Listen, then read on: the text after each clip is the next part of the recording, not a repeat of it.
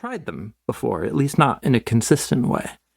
And so one day, Tyler told me he was bringing all of these experiences and learnings and practices of prayer together into a book.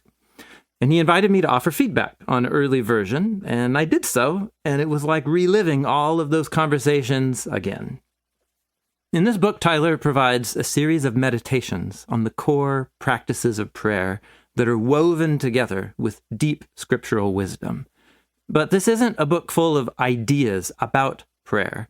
Every chapter is framed by a story from Tyler's life where he experienced the thing that he is describing.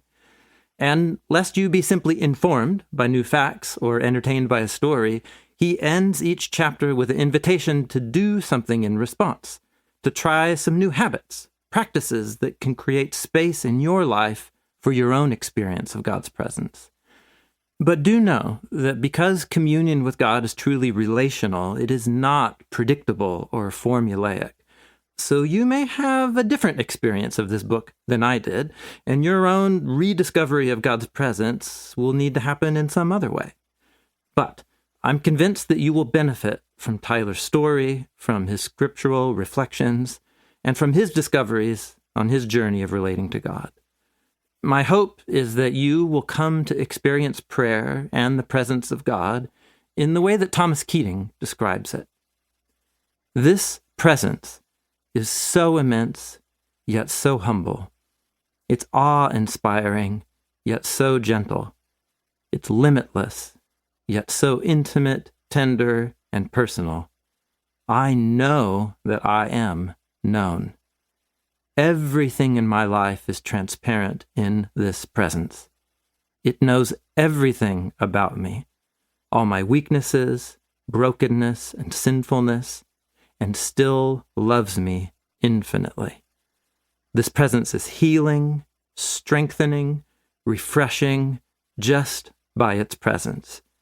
It is like coming home to a place I should never have left, to an awareness that was somehow always there, but which I did not recognize. Knowing this kind of loving presence, hovering in every moment of our life, is its own category of experience. In fact, it's not an experience at all. It's a way of existing, of living each moment in the awareness that one's whole life is permeated with the presence of God. I am a long way from being actively aware of that presence all day long and allowing it to transform all of my thinking and behavior. But I am on the journey, and so is Tyler. And we hope that this book can help you along that journey too.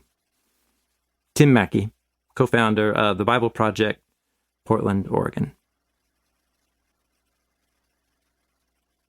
Author note: personal names in this book have been changed. While all of the stories are real, I've changed people's names and other identifying details in order to protect the individual's privacy. Story is the precious gift that thrusts spirituality from the theoretical and into the grit and honesty of the everyday world. To be entrusted with the still unfolding stories of so many is the greatest and most sacred of pastoral privileges.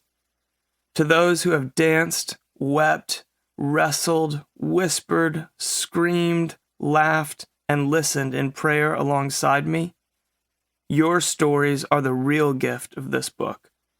I am deeply grateful to each of you, and hope I have honored you in the pages that follow. Introduction. It's eerily quiet tonight in the city that never sleeps. The sirens and car horns, street noise from passers-by, crowded restaurants and rambunctious bars, the soundtrack humming beneath the life I've known for, well, going on 12 years now.